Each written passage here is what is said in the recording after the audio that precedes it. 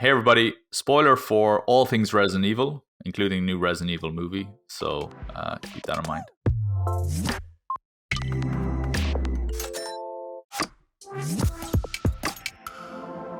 Hey everybody, welcome to another episode of the Script Department. I'm John. I'm joined today again by Caleb to talk about Resident Evil Welcome to Raccoon City. In fact, all things Resident Evil. And before we get into that, do check out our website, thescriptdepartment.net, for all the latest projects that we get up to. Check out our socials, hit the links in the description, and make sure to subscribe to our podcast wherever you get your podcasts. Just search for the Script Department and subscribe to our YouTube channel as well. Caleb, we both saw Resident Evil Welcome to Raccoon City recently. We did. I don't know if we enjoyed it very much. My feelings on this were didn't have the highest expectations, but I also never had high expectations for any of the previous Resident Evil movies either. This is obviously a kind of a reboot of the franchise, new direction, new characters, and so on, or a new interpretation of characters. But whereas before I had measured expectations but I didn't feel let down because I kind of just knew what I was getting. This, I expected a little bit more and don't feel like they really delivered on it. What was your feeling of it? I think I fell in the same boat. I had more expectations because the thing about the first movies is that they're just different enough that they're giving me something new to where I don't bring in that Resident Evil expectation, which I actually read that like the first script was not a Resident Evil movie, and then they changed that into it. Don't know how accurate that is, but so I think you're coming into this game with, you're seeing the RPD on the police station, you're seeing the mansion in the trailers, and you're bringing all of that into this movie and expecting it to be awesome. And it's the way I felt coming out of it is that it's a lackluster movie. Very much so. We're not going to kind of complain about the movie in this talk. What we are going to do, I think, is position ourselves in the dilemma that I think the screenwriter, the filmmakers would have had, which is the studio has a specific direction that they want to go in with this game, with this movie. We're going to be using those terms kind of interchangeably, I think, accidentally throughout this talk. It's going to bleed. There was a challenge, there was a brief laid down for them, and they had to follow that brief. And that's not an easy thing. So I don't want us to sound like we're coming down too hard either in this instance, because this isn't a case of, the auteur having complete control. This is very much studio notes kind of guiding the structure of this, I would imagine. I want to give them the benefit of the doubt of that. And so I do believe that there was a pitch from the director to take it in this direction. But I don't know if he had a full script and then where the studio intervened as far as like their notes. So I have to believe that the issues that we're going to be discussing in this and the challenges that we would have if we were hypothetically, redrafting this script are because of studio notes, because I fail to see how anyone accomplished enough to get to the point where they're pitching a Resident Evil movie and directing that Resident Evil movie and being part of a writing team on that I can't understand how they drop the ball in certain key areas. So I'm all for giving them the benefit of the doubt on this one and chalking this up to studio notes forcing their hand, which is a story, an age-old kind of story in Hollywood. But so we're going to kind of keep that in mind here. In terms of Resident Evil in general, where do you come from this? Because I'm not a lifelong Resident Evil fan. I've always been fascinated by the genre, by the IP. Always been fascinated by the franchise itself. I've just never been brave enough to play these games, as anybody who's heard me talk about Alien Isolation or anything scary. Yeah. So where are you coming from with this? Man, so I have Resident Evil holds a special place in my heart, and it's a really weird story because so whenever I was growing up, like this game, like the first game came out on my PlayStation 1 was like my second console, and it was like around the time where I was really able to play video games. And so like my uncle and my dad locked themselves in their room and they were like, we're playing this game called Resident Evil, and I couldn't watch because I was too young. And so me as a kid, I was just like, what is that game? I hear about like these dogs and I'm like, what, zombie dogs? Like that sounds crazy. I don't know what it looks like, but that sounds crazy. And so like flash forward to like me as a 20-year-old and I'm Resident Evil 2 remake comes out and I'm like, oh, I can finally pick up that game and like experience it like new.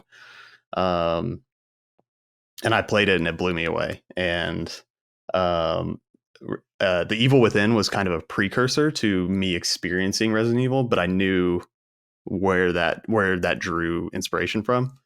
And so like then from there I just got sucked into the whole franchise and played every single game Mm. um over the course of like a year and a half. Um and then of course got the new games whenever they came out. And I did always watch the movies, the 2000s movies.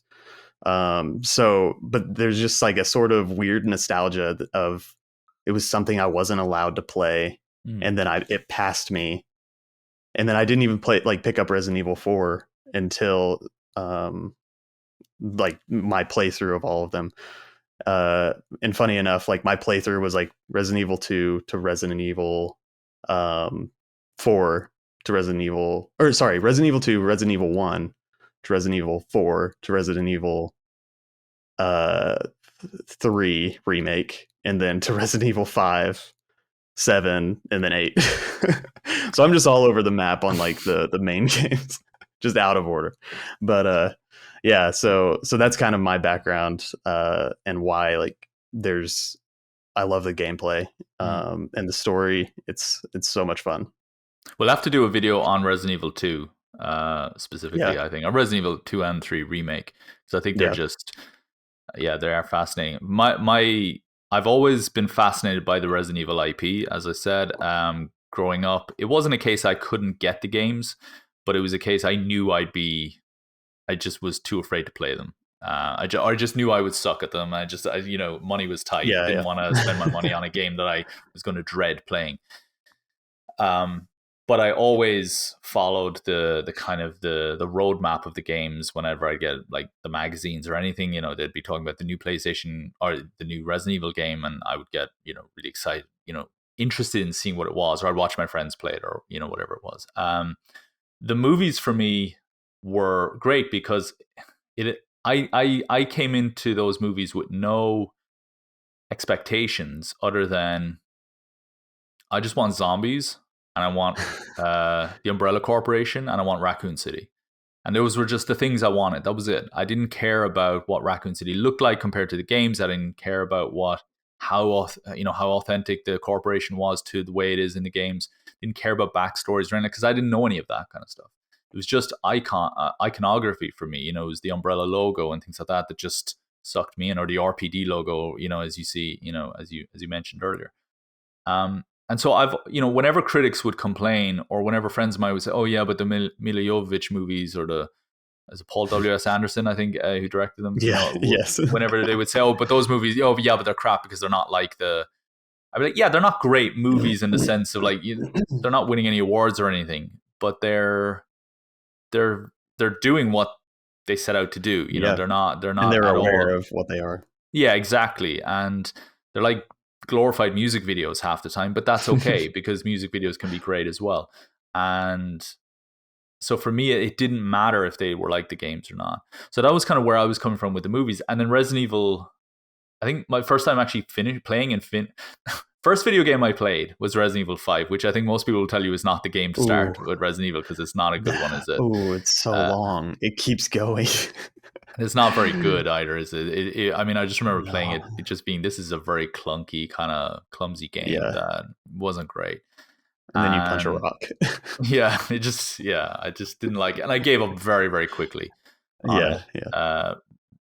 But then I got Resident Evil 7 because I got the PSVR and I wanted a big AAA game to do the VR thing on, and I thought, I don't care if I'm a coward when it comes to horror games. I'm gonna suffer through on Man. this, and I just got Yeah. so hooked on Resident Evil 7. I just it was just such an amazing puzzle game, and Hmm.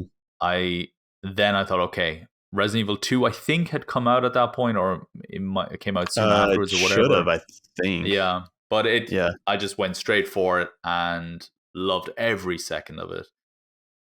Resident Evil 3 then I actually enjoyed even more, weirdly. I know a lot of people would Then say Resident Resident Evil Evil. 2? Yeah, I actually Really? enjoyed Resident Evil 3. Not that it's a better game overall, but my experience playing it, I think maybe it's I was more competent with it. I don't know, Yeah. or more Yeah, no, I can confident. see, and it's Yeah, a little more consumable too. Like it's like kind yeah, of a little bit of a bite-sized game, which yeah. was a lot of the criticism, I think. I just remember having a lot of fun with that one, and maybe it's a little more action heavy. Maybe that's part of it as well. I don't know, Yeah. but Yeah. Resident Evil Village, I counted the days for that game to come out, Oh man. and Yeah. we'll definitely talk about Village in its own right another day. Not a perfect game, I don't think, but No, not at all. I loved my time with that game, really Yeah. did.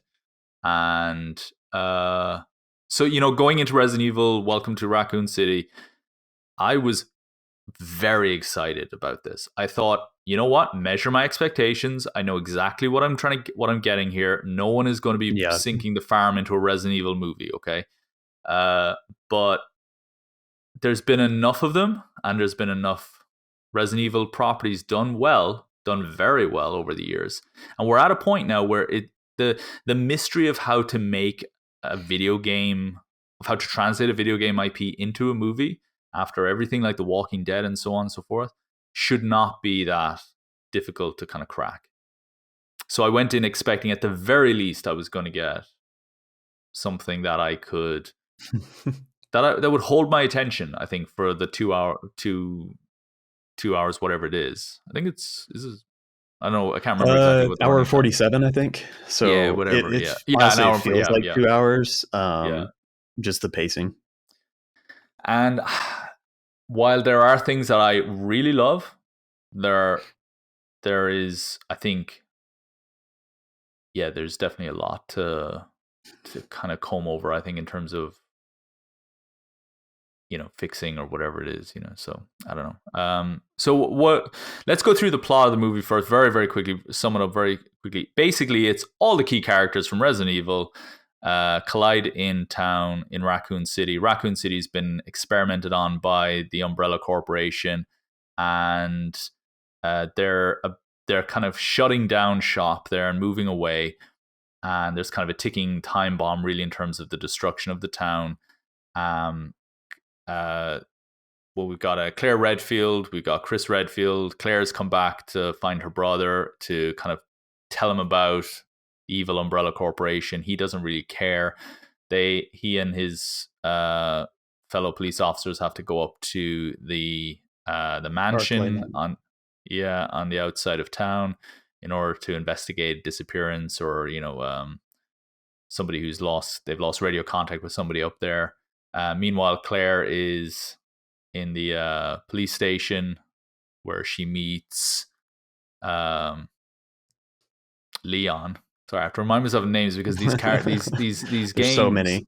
There's so many, and yeah, it's just they've shoehorned everybody into this. Yeah. And Leon and Claire basically have to survive all the the infected that the Umbrella Corporation have created in the police station. Then they go into underground labs and all that, and they all just have to they all meet up to try and escape the city. And it's just, it sounds like I'm being very dismissive of the story. There is no story in this. There's just plot points. There is no Yes. character Yeah. journey. There's no Yeah. character growth. It is not a person learning to let go of their past or anything like that. It's very much just, we used to live in this town. We all left. I've come back, or I left and everyone else stayed. Or I'm Whatever. I'm a rookie on the police Yeah. force. And it's Yeah. just outsiders and locals working together to just survive. And it is as one-dimensional as some George A. Romero Yeah. films. Well, and So like the first 40 minutes are backstory that doesn't really go anywhere.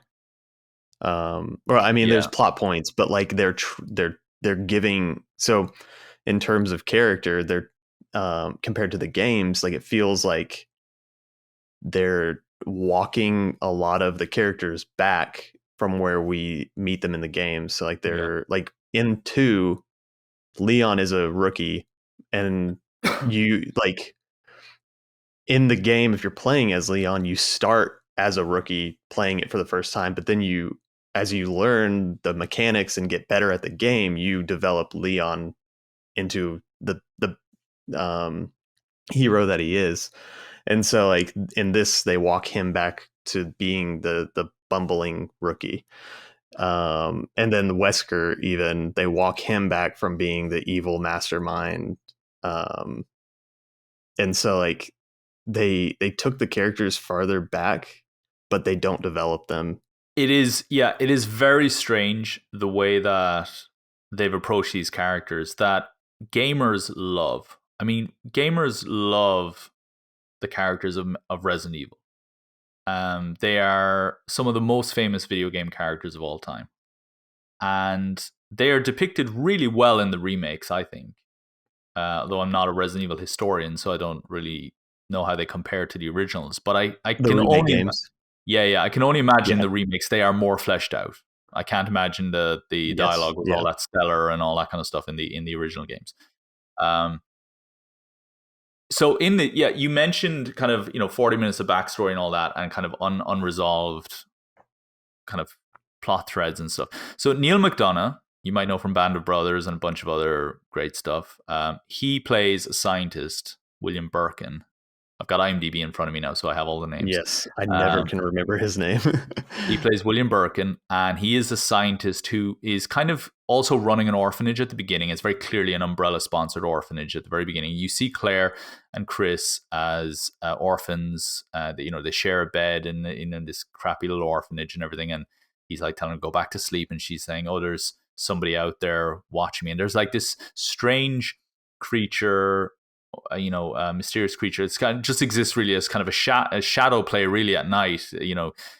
She thinks, oh, there's somebody at the door or whatever, and she goes out to the doorway and follows this person down to a different room, um and just as we're about to see who this person is, the scientist comes in and says, oh, you should go back to bed and all that kind of stuff. And he's taken a shining to Chris, and he then sends Claire away. And when we come back to Raccoon City, then as adult, as adult Claire finds that Chris is now he's been sponsored by the Umbrella Corporation to work for the police department. William Birkin has given him a life that he never would have had before. And so they're kind of immediately against each other because of that. But the problem is that Claire's relationship with William, this man who sent her away, this man who clearly took an interest in her for the wrong reasons, um, because she's up to no good or she could be trouble or whatever the case may be. They never explore that, do they? It's just this No, completely. There's a moment where they cross each other's paths on the road, but that's like it. yeah, and near the beginning, and then it's after that I believe that Birkin doesn't, like, he's forgot about until the Yeah, last yeah. action sequence. He exists. Um, He exists as the boss in this game movie. I yes, knew this would yeah, happen. He exists as the. He's the boss in this movie. The boss fight in this movie. In that he. And what's so yeah, frustrating is his character in the Resident Evil 2 remake is the first boss in that game if you play as Claire. yeah, So yeah. my first run through, I don't think I ever finished the run through of Leon actually, but my first Oh, run really? through Yeah, with Claire was, you play as Claire and you come across Birkin. I don't know if it's the same name, but you come across the scientist or and the father of the girl, and he's yeah. It's William. mutated. He's William. mutated into the thing that you see Yeah. at the end of this movie, Hmm. eyeballs and all that kind of stuff. And it works in a video game. It looks very silly, I think, in movie form, as it always has in all the Resident Evil movies. This kind of a, Resident Evil aesthetic doesn't really translate all that amazingly into live Yeah, it's action. hard. Yeah. So it's an example of one of the big flaws in this story, which is threads that don't really have any value other than it's maybe feeding into your expectations as a gamer, maybe. But I can imagine if you weren't a gamer, or if you didn't play these games, meaning you probably wouldn't you'd probably be very frustrated. I think that thread just went so unresolved. I don't know. That was kind of how I was Yeah. feeling from that. Well, and I think that that kind of feeds into my overall feeling of the of the the story, the characters, like the overall movie is, last week we talked about Spider-Man and how much in that video game it's doing so much narratively, because it has the time to. Mm, And even in the Resident Evil games, it has the time to give you so much backstory in within like documents and in collectibles, and um but then there's like the plot of the games. And so like the this movie tries to do that. It tries to distill two games into mm, one under 2 hour movie. And that's where it's like yeah, throwing everything. And that's what like we said about Spider-Man is like nothing feels over like too crowded. And even though there's everything in there. But this movie feels way too crowded. Like you have like all four main characters that never go anywhere really. Like they kind of do, but it's nothing significant. Um, and so like, and then you have like threads that don't really yeah. go anywhere, that are just kind of like, oh, this is from the game, but it feels like it's because it's trying to do both games in one movie. So just to explain, in the first Resident Evil game, it's a group of characters in a mansion. What's the name of the mansion? The Spencer Mansion, I Spencer think. Mansion. It's That's in it. the Arclay Mountains. Yeah, yeah. So it's in Yeah. They go to Spencer Mansion, and it's this beautifully designed set for a horror video game. I mean, Oh it's one yeah. of the most famous locations in video game, I think, history. And yeah, guess what? There's a zombie outbreak in there, and it's trying to figure out what's going on. There's like, Umbrella are up to no good, etc. Resident Evil 2 is we're in a police station for most of the game. And it's Hmm. Yeah. the police station has these elaborate kind of passageways and locked doors and all that you have. And it's a giant puzzle box that you have to solve. And guess what? There are zombies in there, and you're being pursued by a giant kind of a cloaked figure called Mr. X. And they have and both of those stories would be hard to adapt into an hour and 40-minute movie. Yeah. Okay. Cutting away credits and all that. Yeah, as you say, they cram both of them into 1 hour and 40 minutes. And what happens is that the promise of the premise, which I'm a firm believer of, upholding, and I'll explain what I mean by that, is just broken completely. Broken promises from the filmmakers. So the promise of the Hmm. premise, I think, is a Blake Snyder reference where the idea is that if you're going to give us a premise of, it's a revenge movie, well, there are certain promises that you're going to have to deliver on, such as there's probably going to have to be violence, there's probably going to have to be death, there's probably going to have to be a real emotional sucker punch, that kind of stuff. If you're telling me that it's a space war movie, then I'm going to be expecting dogfights in space or whatever the case might be. There are certain expectations when you say a Star Wars story. There are certain expectations when you say Resident Evil, right? And they they live up to some of those promises. But when you're giving me the police station after Resident Evil 2 remake came out, was many people's game of the year. Yeah. Um, recently, a few years back, I want to see Mr. X. I Yeah. expect to see Mr. X, and he's not there. I expect to see a real full exploration of Spencer Mansion if that's where you're sending me. And Exactly. Yeah. in trying to cram both in, they've failed in the in what was really their only mission as a filmmaker. I'm not trying to be unnecessarily cruel here when I say this, but you failed in your only job, which was to give us the things we love about Resident Evil. This movie was not made Hmm. to get people to buy Resident Evil. This movie was made for the people who bought Resident Evil already. Yeah. And there are some genuinely mind-blowing Yeah. creative choices here. Like, I'm not trying to be cruel when I say they have failed in their only job, which was to sell Resident Evil movie tickets to people who've bought Resident Evil, the game.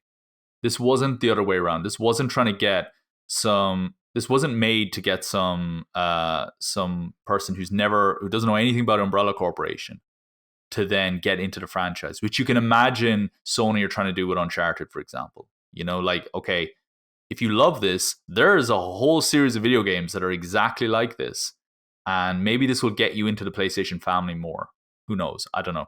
But, or maybe it's just a cash grab. Who knows? But the idea here, it is very clearly a cash grab, this movie. And that's fine. There's no problem with it. That pays people's mortgages. It pays people's bills. There's nothing wrong with that, okay?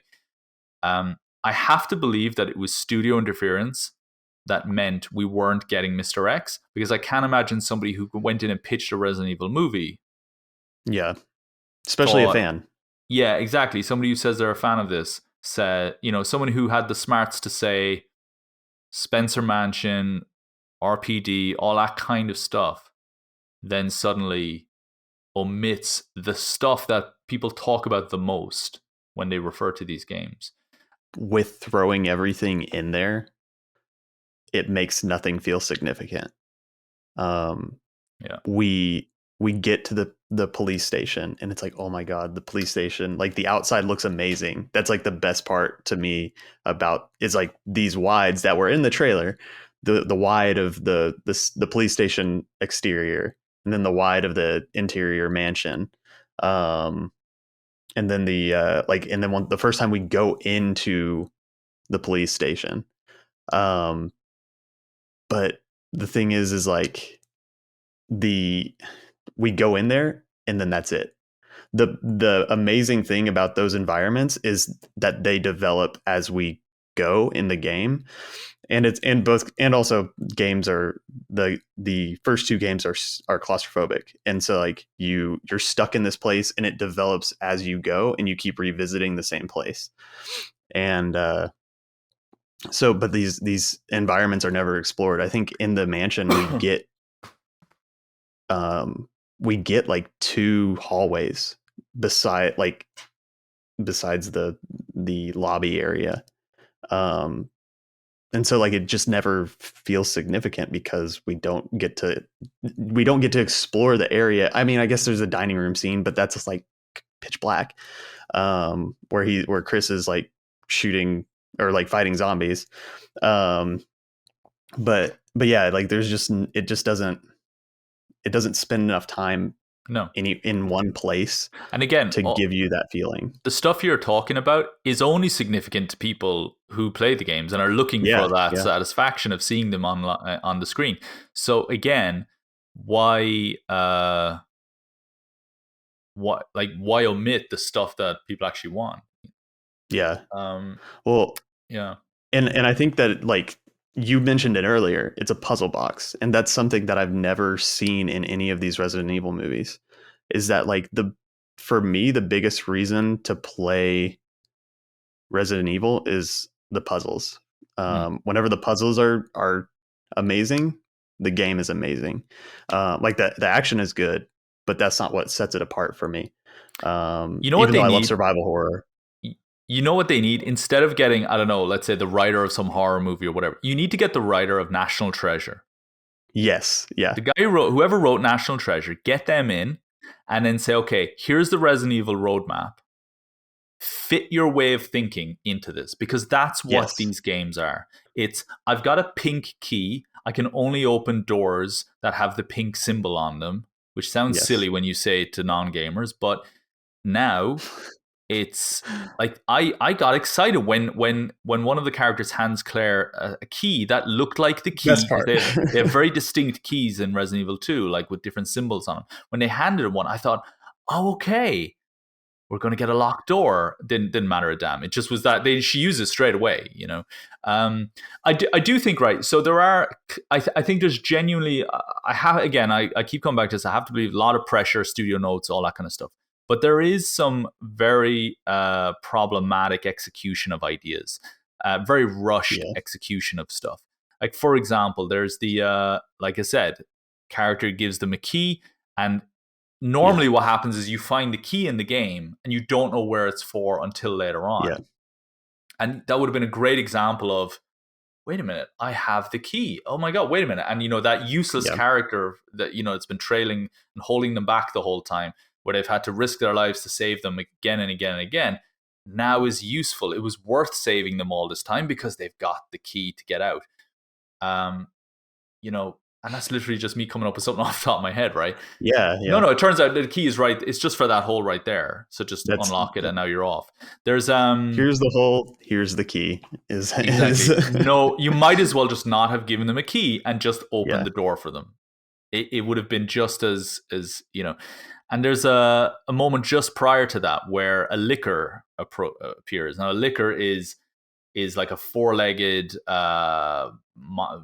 the Like quintessential sonar. Resident Evil monster Yeah. with no eyes, relies on sound, can climb up on the ceiling, usually kind of lives on the ceiling and will kind of jump down. He has a big long tongue, hence why it's called a licker. Anyway, these things are terrifying. And the one that shows up in this, they make a big deal about it kind of showing up. It's like people are whispering, like, don't make noise, or all that. Yeah.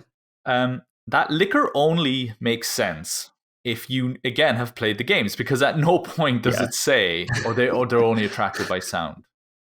Yeah. So it might as well just be a dog. It might as well just be a dog that's another one of those zombie dogs that appears that's just living just been hiding in one of the rooms. There was no reason for this creature in its existence to exist. This creature in its shape and form to exist, other than to tip their hat to Resident Evil fans. And this thing is like a bullet sponge in the games, right? And they beat it in like 30 seconds, 40 seconds. By breaking its neck. By breaking its neck even, Yeah. and it would be like, I mean, just to kind of highlight the importance of this, imagine if the very first time you see a xenomorph in Aliens, the James Cameron film, where there's more than one, imagine if they just successfully killed it and then just stood over it and just said, God, what was that? No. This thing should be slaughtering you. And then afterwards, after you've finally been able to evade it, you say, God, what was that? This shouldn't have been something they killed. They shouldn't have killed anything in this game. No. Because that's the point. You're trying to escape this place. You're not trying to win back the territory like it's a war zone. And it's just, and I don't, but see, the thing is, that can't have been a studio decision. No. Because I can't imagine a studio would care about whether a licker lives or dies. But a Resident Evil fan would care. Again, this is another thing that I don't think we've gotten in any Resident Evil like live action movie. The scary element from the Resident Evil games come in the clunkiness of the first ones, the dread and the slowness, and because they are bullet sponges. And so like how do you transfer that dread of like taking part in something into a movie where you're viewing and not actively participating? And I think you're right. Like they just dispatch it, and that's why like everything that comes up they dispatch, and that's why there's no dread, there's no like scary horror elements. There's jump scares, but they're cheap. It's the most tense scene is the scene in the dining room with Chris fighting his way through the zombies that are just like overcome or like outnumbering him, and it's dark and there's a lighter and he's trying to use the lighter to see, and it's very that was a cool moment. It's the most cinematic thing that happens like in a movie, like in what is adapted into a movie. Yeah, yeah. So in the medium that we're experiencing it in. I will say, right, you mentioned cinematic. I loved the aesthetic of this film. I loved the fact that I felt like I was watching this on a VHS, and that's not because it's like got fake VHS lines or anything like that on it. It reminded me of watching Planet Terror, the Robert Rodriguez film, which I have lots of fun with. I have lots of fun with that film. Yeah, Um, I enjoy it this quite a is bit. like attempting to kind of recreate that grindhouse aesthetic. This felt very much like an attempt to capture late 80s, early 90s horror. Yeah, Just the aesthetic. I'm not talking about the way they shoot action sequences or the way that they shoot or the way that they, do visual effects or anything like that. It's just in terms of the overall kind of polish, let's say, on the lens or the color grading or the music or whatever. It and what I liked about it was this is a story set in 1998. It felt like this was a filmmaker in 1998 making a movie with technology from like 1990. It had a very of its time sensibility to its look. And I loved that. I really felt like I was in 1998. I felt like I had gone to the bargain bin and found an old movie from way back and popped it in my dusty old DVD player and watched it. And that was great. I had lots of time for that. Music, everything. There are some great shots in this as well. There are moments like where Donald Logue plays the chief of police, and he's cowardly, in his car trying to escape, and he's in a kind of it's very confined, and it is claustrophobic in that moment. We're in the passenger seat, we're looking out, we're kind of panning back to him, panning out the window, and we're seeing a road check or a road checkpoint, a road kind of a roadblock where these kind of masked troopers or soldiers or whoever are checking people and like not letting people leave, and like they open fire and he escapes, and you start to see they have the umbrella kind of icon on their masks, and clearly Umbrella is cleaning up their mess. I loved all that. I love the fact that it's a small town. Raccoon City is normally presented as a big city, particularly in the previous films. This isn't a city. This is a small town that just happens to have the kind of the name city on it. yeah, I've lived. yeah. I wrote down Raccoon Town. Yeah, yeah, yeah. It is very much Raccoon Town. But Yeah, I've yeah. lived in the UK. I've lived in cities that are only cities because they have a cathedral, because that's what gets you Hmm. the title of city. In the UK at least. I don't know about anywhere else. And I thought, and I don't even know if that's accurate. Actually, that's what I've always been told. So I mean, someone correct me if I'm. But apparently, it's something to do with if you've got a cathedral or not. I don't know. Maybe it's you can't have a cathedral if you're not in a city. I don't know. But it's this. You can have small places that have the title of city, and this felt very much like it's only got city in it because maybe Umbrella pulled a few strings. Because we don't want to be based in a town, we want to be based in a city. I don't Yeah, know. yeah. And I love all that. I love the diner that they're in at the beginning, which is such a dive, but I want to eat there. Like I want to order Mhm. pancakes there, and you've Yeah. got the everybody is sick. Everybody's just really sick, and The encounter with the waitress there, mm, where her eyes bleeding. She's like, "It's nothing. This has yeah, been happening." Like, I love that because there's a truth to that. How many yeah. times do you say? I mean, how many times have we ever, we have a cough or we have something and we just say, "Oh, it's nothing," and Hmm. it Yeah. may not be, and how many times has that been, people's famous last words, and I just love, there is something really lovingly, there are aspects of this film that are lovingly crafted, and I want to give all the credit in the world to them for the way they've accomplished this. Um, but yeah, this is, It like it definitely does feel like an early John Carpenter. mm, Like it's attempting to capture that feeling. mm, Um, like the aesthetic and yeah, like everything you mentioned. It feels good. It just that I wanted Assault on Precinct 13, Resident yeah, Evil, yeah, yeah. which it was even heavily influenced by. But then it had so much else that it was trying to accomplish that it never really chose one thing to land on and execute. And that could very well be studio. One final point I'll make before we get into the kind of the what we could do next, or what we could do if we were redrafting this, or kind of armchair screenwriting here. I the characters are terrible. They are not credible in any way.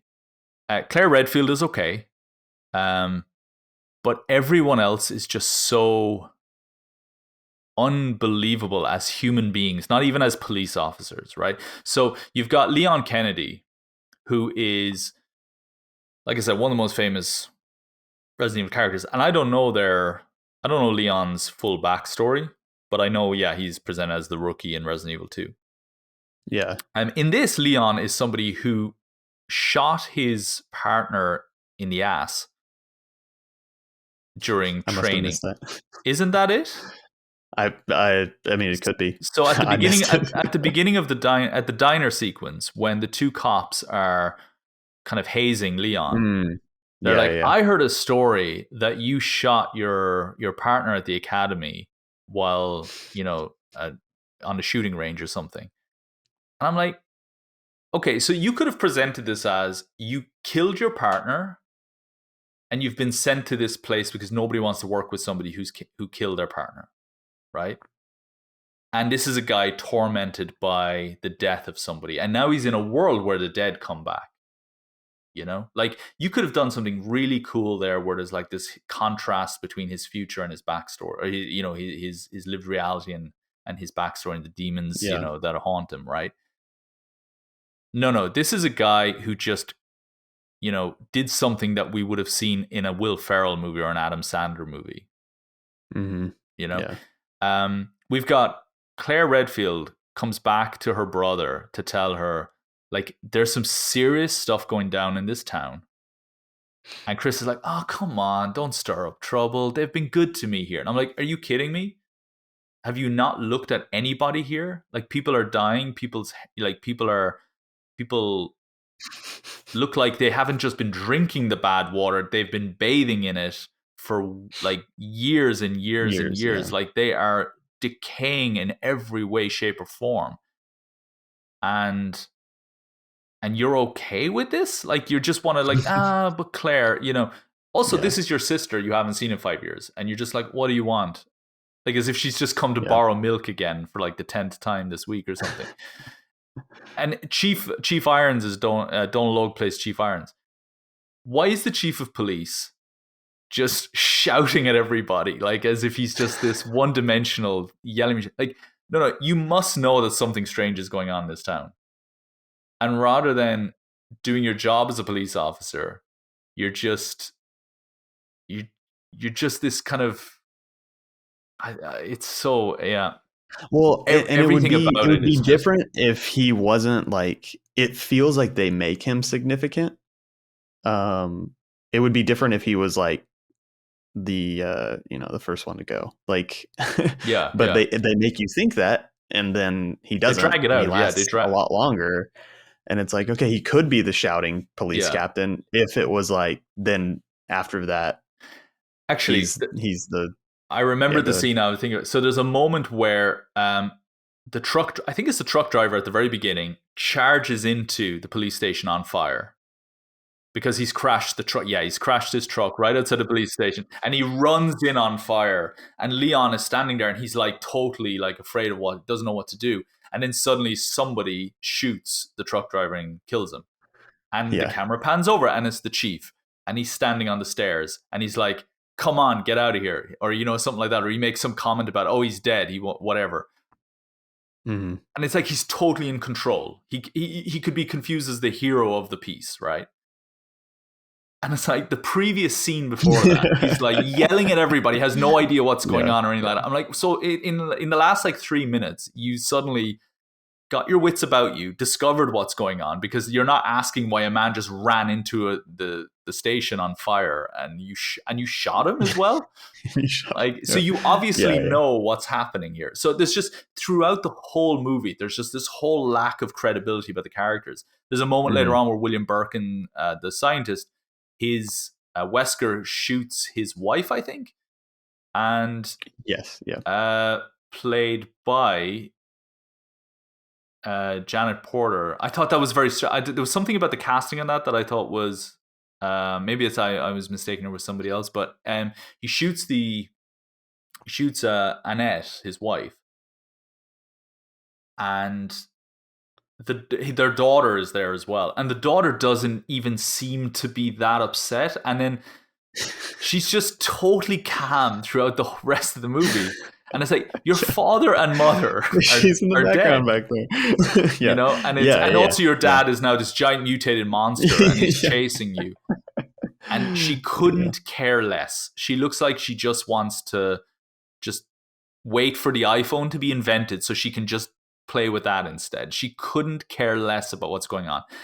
Yeah. Well, and where where it fails too with that is like whenever after he shoots so Wesker has shot Birkin and his wife, um, and then he looks for the kid, and it cuts to a shot of the kid scared, and that's like if they didn't have that shot, that would be fine, but like you're not gonna make us care because of everything you mentioned and like how she's just back there and nothing matters and Yeah. like so like why would I be in her shoes and be scared for her whenever like she hasn't even like the filmmakers haven't made me care about her before this. So yeah. Yeah. There's no attempt to make us care about the characters. Jill Valentine has a kind of a will they won't they relationship with Wesker, it seems, and then Chris Yeah. is pining after Jill, and again, it's all very undercooked, and just there's Yeah. no chemistry at all or anything like that. The most frustrating character in all of this for me was because if they want to make Leon a bumbling kind of idiot in this, that's fine. They can. That's if that's the Yeah. direction they want to take it, fine. They can be consistent, and they are consistent. But there's a character, Ben Bertolucci, who is a scientist in this, and he's the guy he's like the whistleblower for Umbrella, and he's told Yeah. Claire, Yeah. he sent Claire a videotape, and Claire has gone looking for him into town, and that's why she's back in town. And it turns out he's locked up in the holding cell in the police station. So Leon goes down there, and he's Ben is like, "Oh, you've got to let me out of here. You got to," and he's like, "You stay where you are. I don't know why you're locked up." Blah blah blah blah blah. Right? Okay, fair enough. He gets right up close to Ben, and then Ben steals his gun from out of his vest. Right now, Yeah. is that even where you keep a gun? I don't know. Anyway. He gets the gun, and then he holds him up, and he says, "Get the key and open the cell." Yeah. Um, it turns out there's actually a zombie sitting in the cell with him that kind of is only now waking up, kind of. And not only is Ben not aware that there's a zombie next to him, this guy is the whistleblower for Umbrella, by the way. Not only is he seemingly unaware, but when he becomes aware and he gets a gun, he doesn't do anything. He just says, "Get the key." He could have Yeah. shot the zombie and he would have lived. And instead, he's like, get the key. And then guess what? The zombie kills him, right? Well, and he is aware that he's sick. I think Yeah, he's not like he doesn't know that he gets up. It's like, but he's but yeah, yeah, he like knows full well the guy is mutated. Like the guy is on his yeah, way to yeah. being a zombie. He's so recognizable as a zombie at this point.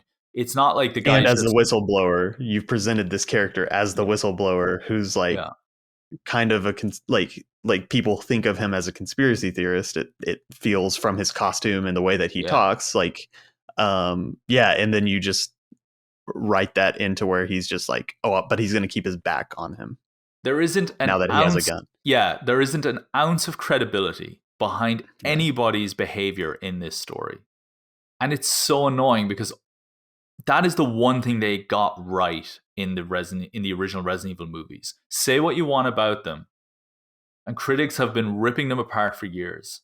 But Mila Jovovich was totally credible as the hero of that piece. And all the characters that show up from these games were all brilliantly in confident of their role, I guess is the way to describe it. Yeah, there might be some hammy acting every now and again or whatever, and there's going to be the cheesy lines of dialogue, but you never doubted that person's ability, as to why they're in that job, or why this person's a police officer, why this person's a soldier, why this guy managed to rise up through the ranks of Umbrella or whatever. You believe every single one of them. The only believable character for me is William Birkin, and Neil McDonough is brilliant. But it's no coincidence that, to me, you've got probably outside of maybe Donald Logue, one of the most accomplished actor in the thing. And it's not slight on the others.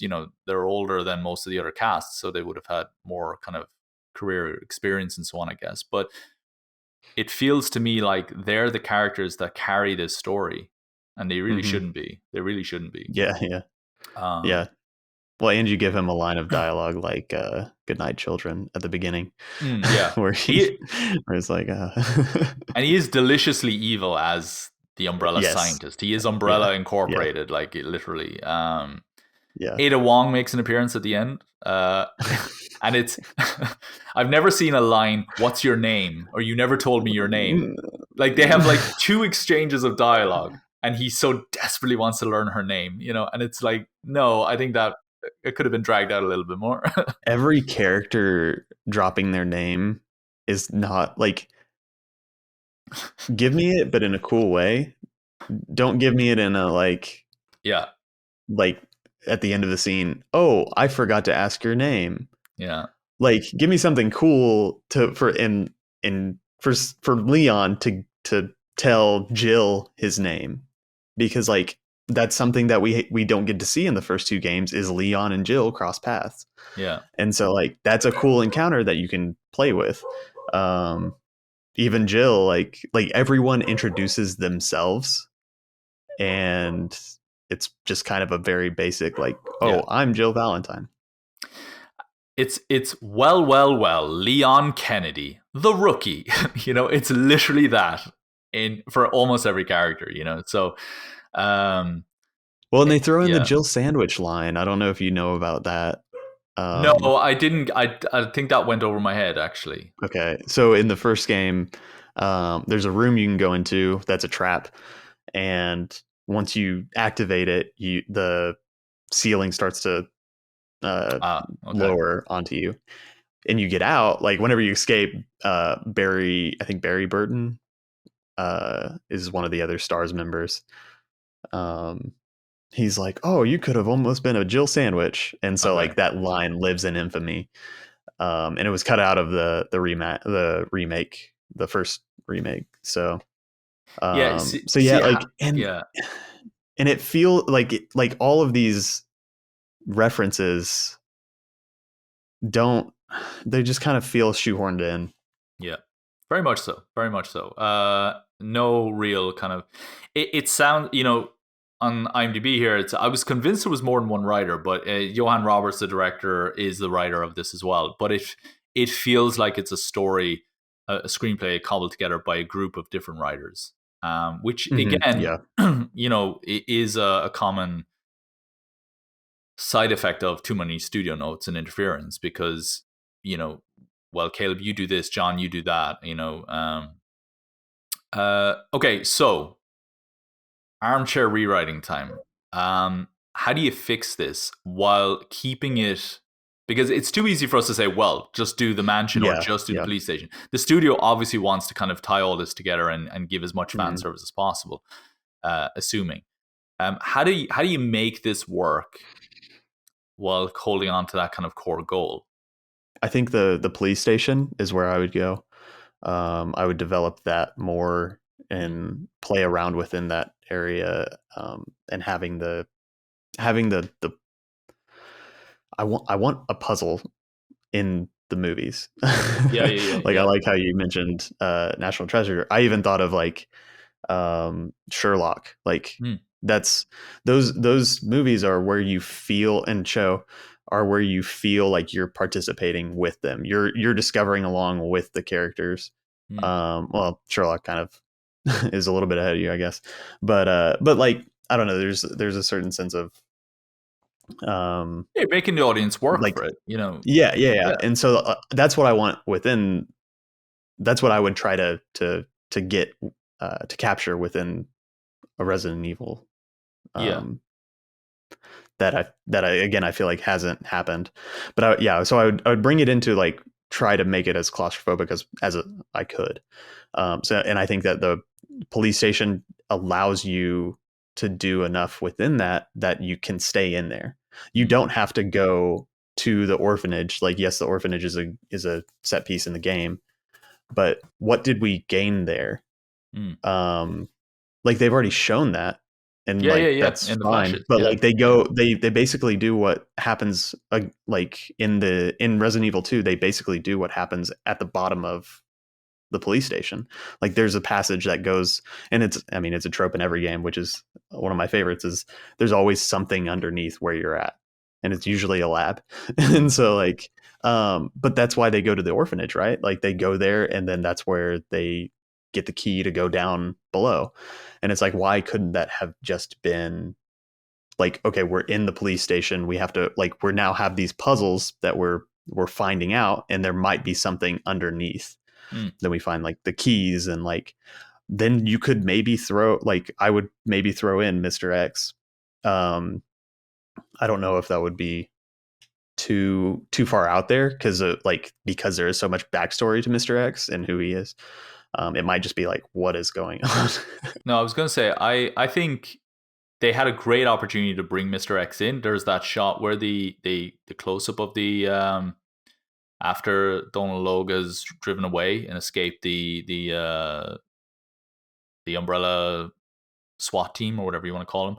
There would have been a great opportunity for just like it's misty and it's foggy and all that kind of stuff, and it would have been a great opportunity for just some big, larger than life silhouette kind of character out of focus in the background, just kind of walking past, or something like that. That just makes us go as we're looking at the Umbrella logo and like, oh, Umbrella are cleaning up shop here. It's like something just walks past in the background and like stomping around the background. You're just like, oh crap, and maybe he's like carrying a body or something like that. And you just think, oh wow, it's them. And then you can have them be the boss instead of the scientist, which I don't think anybody really um, was excited about seeing. I don't know. I can't imagine that was the reason why people line up to play Resident Evil 2, Yeah. I think I would have come in much later to the story as well. I wouldn't have had Claire. Okay, so you're setting up the idea that Claire and Chris have been separated at a childhood. I would have made that the crux of the whole game. I want to be reunited with my brother. Don't have this big giant thing of them, you know, uh, sneaking out of bed, being sent back to bed, and then later on seeing another flashback of her being then brought away and separated from her brother. I would have just had them be separated right at the beginning, first like 30 seconds of just her looking back and saying, not even getting a chance to say goodbye to her brother, right? Something kind of like in Black Widow, at the very beginning of Black Widow, where Mila Jovovich's daughter, ironically, is separated, from her family. I don't think that's a spoiler, like first few minutes of the film. But it's you could have done something really, really heartfelt there. And then she comes back and she's arrested for trespassing in Chris's house because Chris is off is off investigating the mansion. She's brought in by clumsy Leon, who doesn't understand that Chris has a sister. Everyone else knows Chris has a sister he doesn't really like to talk about. So first assumption if Wesker saw her is, are you Claire? But Leon, the rookie, doesn't know anything and it's just, hey, I'm arresting you because I need to look good in front of everybody. And then you have Donald Logue just snapping him, you idiot, that's Claire. Something, I don't know, right? And then you've got her in the station, like right at the beginning, as a prisoner, no less. And it could be, and we don't need any scientists, right? It's just, I'm here to find my brother. I want to be reunited with my brother. And you then can have the whole movie being about them separated, maybe getting Yes. on the radio and like, Claire, is that you? Like, oh, Chris, is that you? Yeah. And then they both manage to find their way down to the lab. And they both meet each other in the lab finally. And the third act is them together, brother and sister, trying to survive against everybody with the kid, maybe. I don't know. you make this film about something. Make it about something other than survival, you know. And that's present in Resident Evil 2 is like in your playthrough as Claire, you are looking for Chris and you are missing him Mm, at every turn kind of. yeah. Um or you're finding clues that lead to where he's at. So I feel like you could open so like say we got to keep the mansion in there. You could open and just make the first 15 minutes the mansion sequence, the first game, and then from there I would focus on two, and just focus on RPD station, and then Leon and Claire. Or well, sorry, no, I I could do without Leon, but Claire, like you said, to where then it becomes um, claustrophobic within Mm. RPD, and she's trying to find like because in RPD they're locked. I think they are locked in there in the game, right? Well, because so they have They're the zombies stuck. outside, Yeah, so they're they're stuck. stuck. Yeah, yeah. And it's Yeah, like, can we and so find another like, way out? and then it's like, and then in the game you're finding clues to get you farther and farther into the police station. Um, and it could even be where like Claire is left, like because in the game you're coming in and everyone's gone as Leon and Claire. And so like you're finding out where everyone went, what's going on, and why everyone abandoned their post. And so like you could have the like Claire getting arrested and then she's left, and so like maybe you could have Leon come in there, like he's the one who sticks around or whatever. But yeah, I feel like that would be Just so, how you just could so- get to that claustrophobic. yeah, just something more character driven, I think, is what's needed here. I think it's very possible to have the mansion and the police station. We're talking about two set pieces. I mean, you know, most movies have dozens and dozens of set pieces. You know, a cafe or a hospital or whatever. This is literally just we're just talking about two claustrophobic sets where they're trying to survive, and in my version, it's just looking for one, like just trying to be reunited with each other. You know, I'm just trying to find out what happened up in the mansion. I'm just trying to find my brother. The minute he finds out that Claire's in town, it's well, now I need to. Now I've got a reason to survive beyond just well, I don't want to be eaten by monsters. And ultimately, this is a film that's very much just I want to survive, so I'm not eaten by monsters, and that is not enough in screenwriting practice. And it sounds silly to say that, but that's the one-dimensional approach to writing a zombie movie or a monster movie or anything. It's just, well, I don't want to be killed. That's Yeah, the difference between, you know, as much as I love the first Alien film, it's very much, well, I just don't want to be killed. In Aliens, it's, well, I want to protect this child, you know, and even the child of this movie only comes into play later on anyway, like in the third act. So yeah, yeah, it. I think the biggest issue is it's lacking real character depth, and I think you can learn a lot yeah, about screenwriting from this yeah, because it's way too crowded and totally lacking in nutritional value. Let's say, you know, it's like you've put loads of bad food for me on the table, but my body's going to reject most of it. yeah. Which You like know, if we jump over to Resident Evil Village or even 7, like it's got bad dialogue, it's got some of like these problems, but it doesn't lack that character depth. um Ethan is very much like you get why he's doing what he's doing, mm, what his motivation is, um and especially like 8 like definitely has emotional weight, even though it's got some like laughable dialogue. um but like by the end of it, it becomes a very serious game. um so we talk about the characters of Resident Evil games because they are characters. They have characteristics, they have traits, they are credible in who they are. And they may not always be executed very well, but there's a reason for using them. And in this, they exist only in name, I think, which is ironically the same problem we had when we were talking about Marcus and I talked about the Matrix Resurrections. is a lot of these returning characters they felt in name only, without any of the characteristics that we could attribute to them from previous incarnations. Um, I don't think you couldn't recognize her as Claire Redfield unless without her name. Yeah. And Yeah. if you And the red jacket. yeah, if you can only identify them based on the jacket they wear Yeah. Yeah. and the name that they're given, I don't think that's enough. Because if I said to you, the cocky, arrogant cop, who am I talking about? Like, you Yeah. could be talking about Jill, They're you all could be the talking same. about Wesker, you could be talking about. If I said to you, Yeah. the cop who's trying to do better, it could be Chris or Leon. If I said it's the person who's good with a knife or good with a gun or whatever, it's all like there's just nothing there. Yeah. Yeah. Well, and Um, like even with Leon doesn't earn his signature RPD vest. He's handed it by Claire, who yeah, doesn't even go here. yeah, So yeah, like, yeah, yeah. yeah, It could, yeah. He doesn't even have the agency to pick up his own uniform. Like that's how lacking in kind of. So to me, I think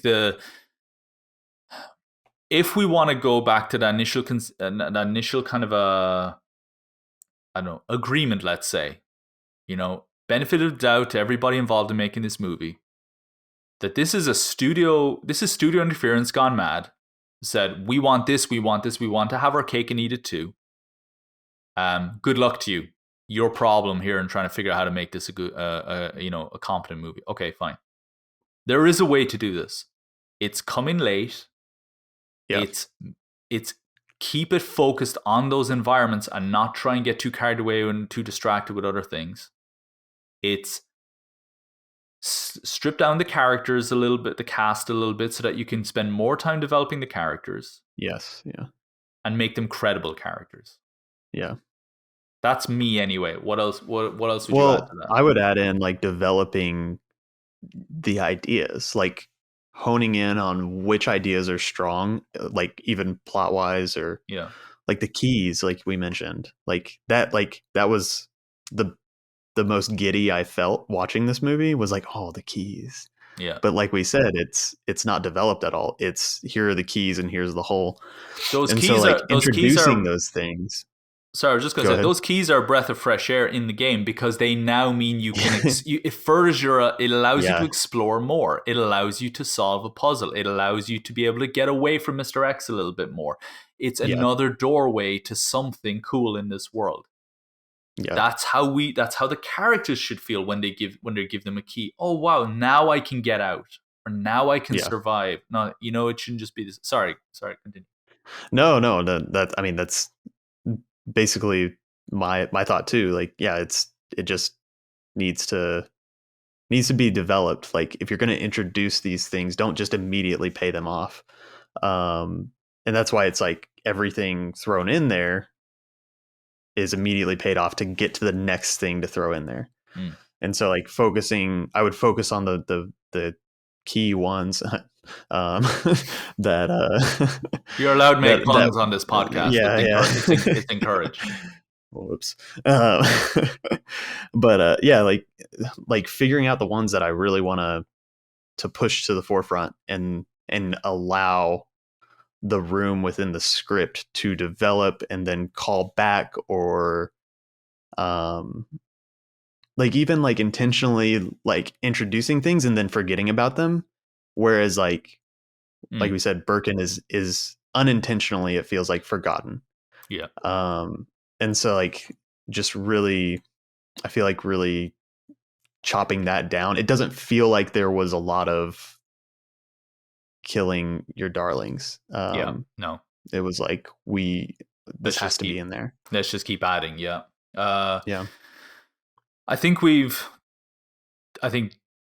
torn this film apart, but I also think I don't think we've been unfair either. And Yeah. I could see myself watching this again with even lower expectations, but enjoying it. Like, I don't mean that in a bad way, but I actually think I could enjoy this more. I think I just, I'm looking at the poster here on IMDb. I'm looking at the clip of the liquor and all that, and I'm just like, yeah, I want to watch this again. This You will know, and probably be a Halloween movie for me. yeah, I think so. That I throw on while I'm like cooking or something. It'll be that movie that I watch after I've played a little bit of Resident Evil 2 and I just want to just watch a movie. You know, I think it'll have its audience, and maybe we will get a sequel.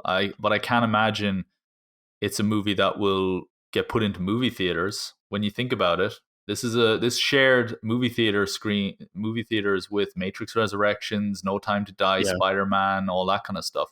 It And they is, made the big you know, signage of like, yeah, this is not going to be on streaming. It's going yeah, to be only in theaters. yeah. This I don't know if this is the I don't know if the whoever kind of oversees the IP of Resident Evil is going to care about going into business with the people involved in this franchise again. I could be wrong, and you know what? More power to them if they get another movie. Yeah. But just make a story, tell a story this time, not a movie. Yeah. And Yeah. the fact of the matter is, you strip away the Resident Evil brand. You mentioned the original Resident Evil movie script was, supposedly anyway, it wasn't a Resident Evil brand. It did put the brand over it. Would this movie have been made without the Resident Evil brand? I don't think so. Yeah. Yeah. Guys, thanks very much for joining us today. We'll be back again with another video tomorrow. In the meantime, if you haven't already, check out the rest of our catalog. You can find us on the Script Department podcast, wherever you get your podcasts. And you can also find us on YouTube. Just search for the Script Department. Make sure to subscribe to our channel as well. Hit us up on our website, thescriptdepartment.net, and find us on social media. Links in the description. Thanks very much, Caleb.